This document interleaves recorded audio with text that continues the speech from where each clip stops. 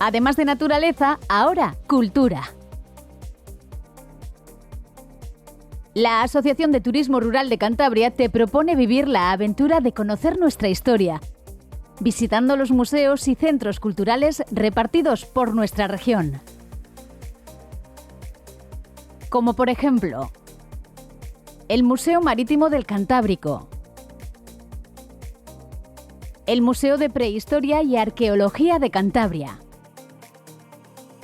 el Museo Etnográfico de Cantabria, el Museo de la Naturaleza de Cantabria, en Carrejo, la Casona de José María de Cosío, en Tudanca, el Palacio y Capilla Panteón de Sobrellano, la ciudad romana y domus de Julio Briga, el arqueositio cántabro romano de Camesa Rebolledo, la Torre del Infantado, el Centro de Interpretación del Románico, la Torre de Peroniño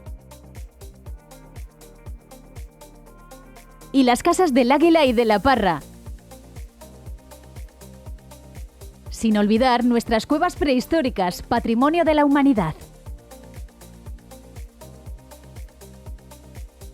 Reserva en uno de nuestros alojamientos y podrás disfrutar, además de la naturaleza, de la cultura de Cantabria.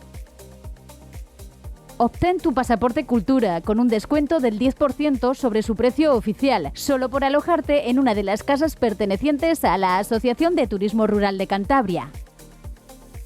Recuerda, además de naturaleza, ahora cultura. Asociación de Turismo Rural de Cantabria.